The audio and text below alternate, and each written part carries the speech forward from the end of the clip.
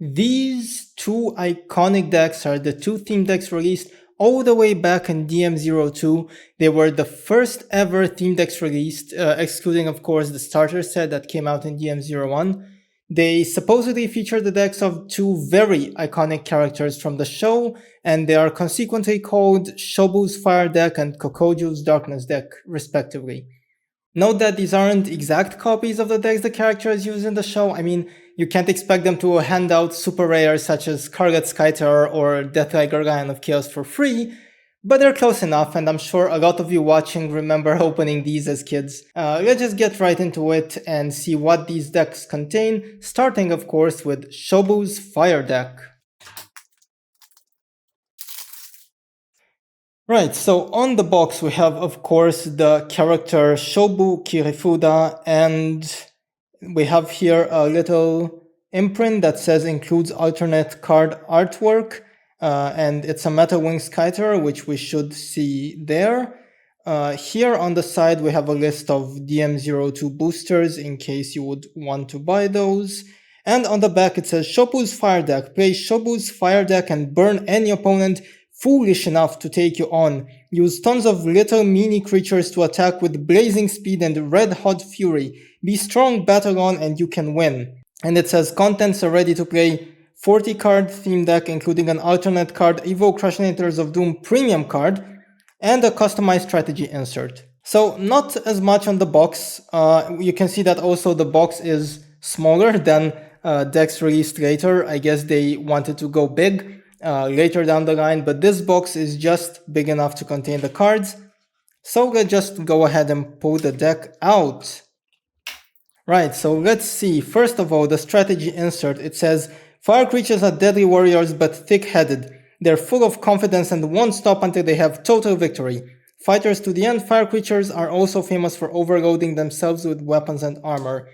So it's interesting, it's not like the usual Fire Civilization description we see in later decks, unless it's somewhere in here.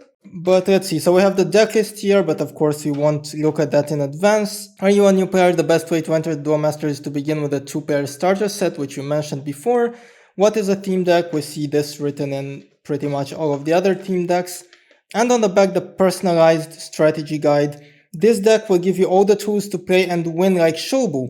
With this deck, you should be able to play lots of creatures very quickly. The next step is simple, attack. And again, I'll leave this on screen if you want to read all of it, but it just says this deck has a lot of creatures that you can put into the battle zone quickly, like Deadly Fighter, Braid Club, or Zyler. I guess we'll see those when we go through the cards. Attack as soon and as often as you can. Choosing which cards to put in your mana zone is important. This deck contains a lot of humans and armoroids. And once you get the hang of playing like Shobu, change your deck by putting in other cards that you get from booster packs, which of course we're not going to do today.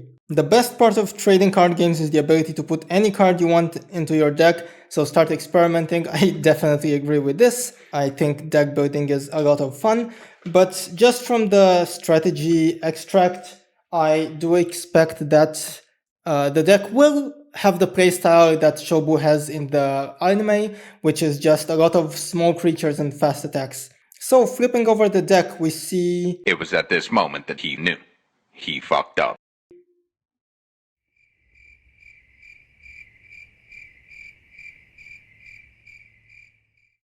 a Bombersaur foil. Interesting. Interesting. It seems like the decks are fake. Isn't that funny? The Bombersaur should not be in foil, and you can also see, I don't know if you can pick it up on camera, but yeah, the foil is all types of wrong. The text is a little bit blurry. You probably can't see it that well on camera. I am curious if the deck list is correct at least. Let's see. Magma Gazer. Is there a Bombersaur in this deck? There isn't. So I guess this deck is fake then. Yeah, the cards feel awful, actually. They give you a fake Armored Blaster Valdios as well, which wasn't in the original deck. The fakes are kind of decent, but you can feel, of course you can't tell on camera, but the cardboard is way off. The card back is very different, and of course they just look bad and blurry. So that's interesting, isn't it? Well, I guess we don't get to see this unboxing, but at the very least I have here an already unboxed original Shobu deck. So at the very least I can kind of show you what the cards are supposed to look like and what the deck is. And at the very least, let me show you the foil that you get, the exclusive artwork.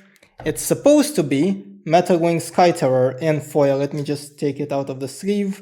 It's supposed to look like this in the original deck, but of course in the fake one that we got, it looks like this. It's not a foil version, and you can also kind of tell if you look carefully that it's off-center and it just doesn't look the way it's supposed to. And instead we got this fake Bomberzord foil, which I guess actually looks kind of cool, although yeah, it's not supposed to be in here, obviously. So we did get scammed on the Shobu deck, but I got it for super cheap, something like 10 bucks. So it's not the end of the world. The main issue is that we don't get to unbox it, of course, but it is what it is. I could get another one and try to get a different unboxing going, but I am just not going to do that, and we'll just move on to Kokujo's Darkness deck, which I think should be original and genuine, but at this point I don't know. But here it is, Kokujo's Darkness deck.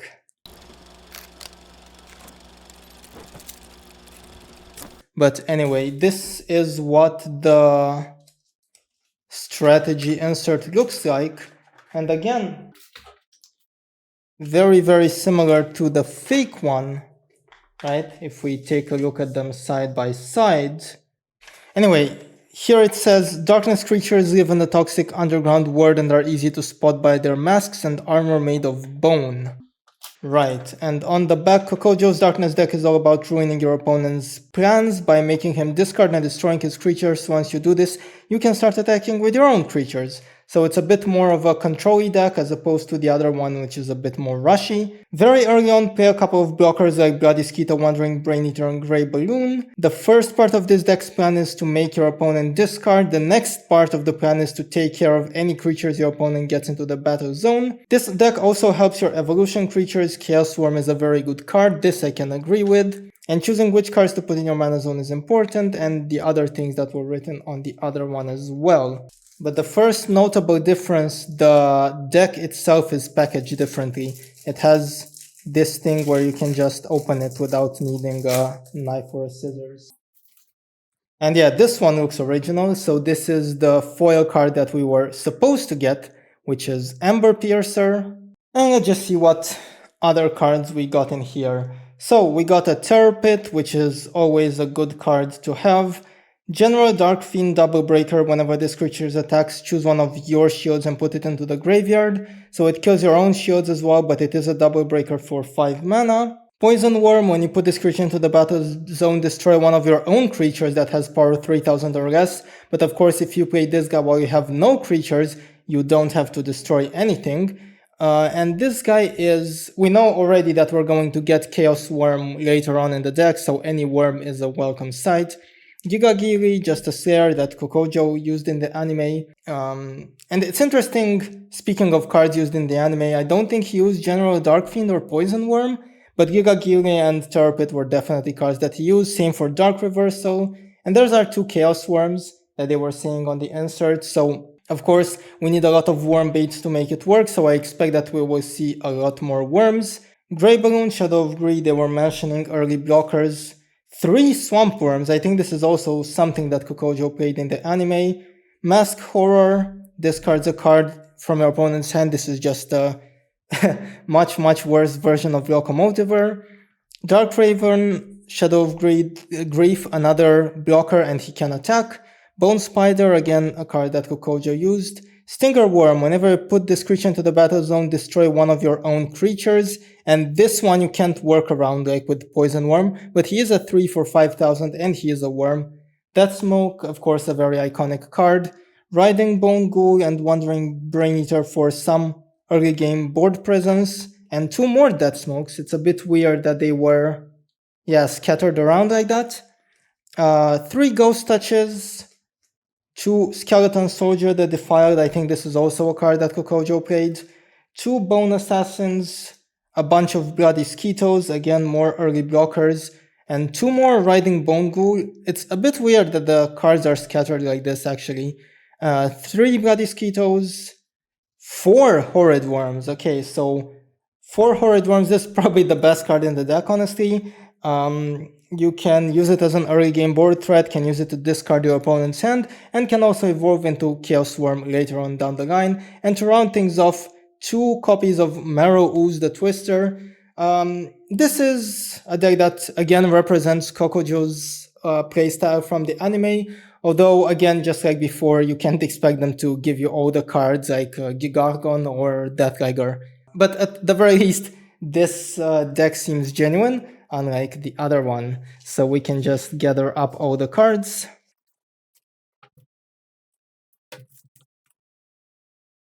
So there we go, 1.5 unboxings, I guess.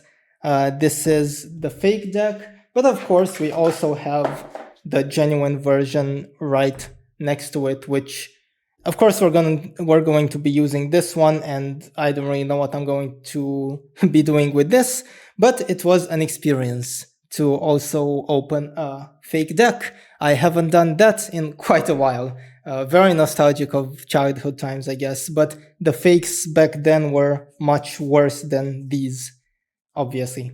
But alas, we're going to put this aside for now. We're going to sleeve this one up and, of course, pitch Shobu versus Kokujo in a very classic rivalry battle. We're going to put these decks in a best of 3 against each other and see which one comes out on top. Let's jump right into game 1. On the left hand side we have Kokujo's deck in the black sleeves, obviously, and on the right hand side in the orange sleeves we have Shobu's deck, and I haven't even finished talking and already Shobu's deck with the turn 1 Deadly Fighter Braid Claw, which is as good of a start as you can hope for. But it seems like no turn 2 play, so at least that's something. Like turn 1 Braid Claw into turn 2 anything probably just wins the game like 90% of the time or something in this format. But we have a Bloody Skeeto from Kokujo to contest the Deadly Fighter Braid Claw, but I think Braid Claw is happy with this. Like, it broke a shield, it also takes down a Bloody Skeeto, so that's quite a lot of value. And then we have Fatal Attacker Horvat, which gets powered up if there's an Armaloid on the board. So let's see what that will be able to do. We have Horrid Worm from Kokujo's deck, which is really scary. Every time it attacks, it can break a shield, and it can also smash into the Fatal Attacker Horvat. It takes a card from hand, not a shield. And it can also smash into the Fatal Attacker Horvat to take it down. So Fatal Attacker Horvat evolving into Armored Cannon Barbaro, which I have to wonder what the hand is for Shobu's deck to make this play. Barbaro is not a great card, but at the very least it can't die to Horrid Worm. But there we go, now we have a second Horrid Worm and Tornado Flame discarded by the first Horrid Worm, which would have been really useful here. And summoning another Fatal Attacker Horvat, and I saw charging the Brawler's Iron mana because you can't really keep it, because the Horrid Worm will just discard it anyway, so you might as well put it into mana. And now the Horrid Worm evolves into Chaos Worm, and we see the real strength of Kokujo's deck. Chaos Worm can kill both creatures, kills the Fatal Attacker with its effect, and then the Barbaro by just attacking into it. And no play from Shobu's deck. I have to wonder what it's holding in its hand. Probably like a Tornado Flame, Ghost Touch, and discarding a Meteosaur, right? That's why it wanted to keep it. But this deck, this duo really not looking good for Shobu's deck now. Ember Piercer as well. Every time it attacks, it can get a creature back. and the Ember Piercer and the Chaos Storm will just keep breaking shields. And Terror Pit as well, getting rid of the Volcano Dawn. No chance for Shobu's deck to do anything here. Just a bunch of removal, Chaos Swarm and Terror Pits getting rid of everything. And Shobu's deck is down to 1 shield. Let's see what it can do. Let's see if it can come back into this. Tapping 4 mana, 5 mana, and 6 mana. Right, so it's looking like wanted to play Galsor, but ended up playing 2 creatures instead, which makes sense because 1 creature can die easier to removal. But last shield is broken and it's just a Deadly Fighter, Braidclaw, and Chaos Storm swings for game. Game 2, let's see if Shobu's deck can make a comeback this time around. Drawing cards, and again Deadly Fighter Braidclaw on turn 1. That's not something that happens too often, but it seems like both games just good opener. And now we have also Deadly Fighter plus Brogazailer, so 2 creatures. If you just look at this board, if nothing happens, the 2 creatures can just break another 2 shields, and it's already looking bad for Kokujo's deck, but at least the Writing Bone Ghoul can contest the Deadly Fighter, and never mind, that's Crimson Hammer that takes it down. And as I was saying, already down to 2 shields. It's only turn 3, and Kokujo's deck is already just down to 2 shields, which is really not great. Bone Spider will be able to trade with one of the creatures, but it's not looking amazing, I'm gonna be honest. Super Explosive Volcano Dawn coming out and taking the last 2 shields, I guess. A Terror Pit in shields would have been really helpful here, but without it, I'm not really sure what could happen here. That Smoke will get rid of one of the attackers. It will get rid of the Volcano Dawn, but yeah, that's pretty much it. This is Deadly Fighter, man. It did so much work. Alright, game 3. Let's see. Very intense. It seems like if Shobu's deck can get a good opener, it can just run with the game in a couple of turns, but this time around Kokujo is going first, so it's probably not going to be as easy to do that. And let's see if there's a Deadly Fighter 3 games in a row. There's not. Metal Wing Scatterer hitting mana again. I mean, it's a good card, but it costs too much and it probably dies to Death Smoke or Terror Pit or Swamp Worm or Chaos Storm anyway, so it makes sense to just charge it. And then we just have Writing Bone Ghoul against Immortal Baronvorg, the showdown of the 2000 power creatures. Let's see if Vorg takes a shield or kills off the Writing Bone Ghoul. I'd probably take a shield here, but yeah, I don't know. It's tough to really tell. Crimson Hammer though, okay, so kills it with a spell instead, and Vorg can just freely swing at shields at this point. And Deadly Fighter Braidclaw coming on top of it. Wandering Brain Eater that can block the Deadly Fighter Braidclaw, which is forced to attack, so that's a pretty decent response. Armored Walker Oharion coming out, and Vorg taking more and more shields. So yeah, Kokujo's deck down to 3 shields.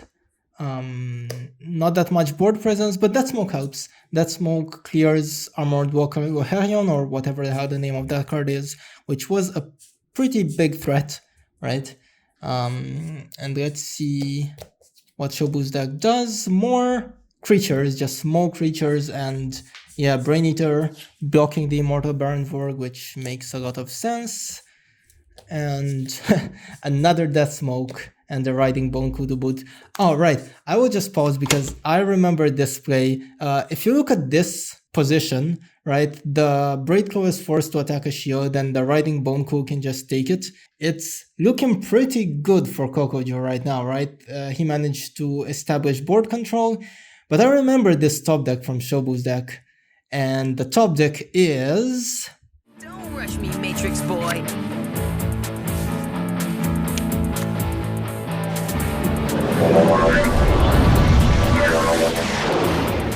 I summon Meteosaur. Meteosaur, and Meteosaur was just insane because not only it kills the Riding Bone Ghoul and it saves the Braid Claw, but it also puts another body on board, and all of a sudden Kokujo's deck is in big trouble because, I mean, these two creatures can just take the last two shields next turn, and then what? Another Death Smoke, 3 turns in a row of Death Smoke. That's just quite insane. And the Bloody Skeetle to block the Deadly Fighter, so actually not bad. Bouncing back into it, but another great top deck, a Drag Ride, and with 3 Death Smokes gone, there's actually not that much in Kokujo's deck that can deal with that Drag Ride. Poison Worm summoned for free, and the Bloody Skeetle to boot as well. But the problem is that none of these creatures really deal with the Drag Ride, and Dark Reversal as well can probably grab a Bloody Skeetle or something similar, but I think Kokujo's deck really needs a Chaos Worm now. The good part about Poison Worm is, of course, it can evolve into Chaos Worm, but yeah, I guess Kokujo's deck is just waiting for that Chaos Worm top deck. Until then, yeah, it's kind of tough. And the Bloody Skeetles are holding off the attackers, of course, which is good. Like, Kokujo is not dead yet, but it really needs that Chaos Worm to be able to survive this, and Swamp Worm coming out, but of course with Swamp Worm the opponent gets to choose, and so the Drag Ride lives on. And now with 2 attackers, Kokujo's deck needs 2 blockers, and that's 1, but the second card is just a Ghost Touch, which of course is not enough, and with 2 attackers the game is just over.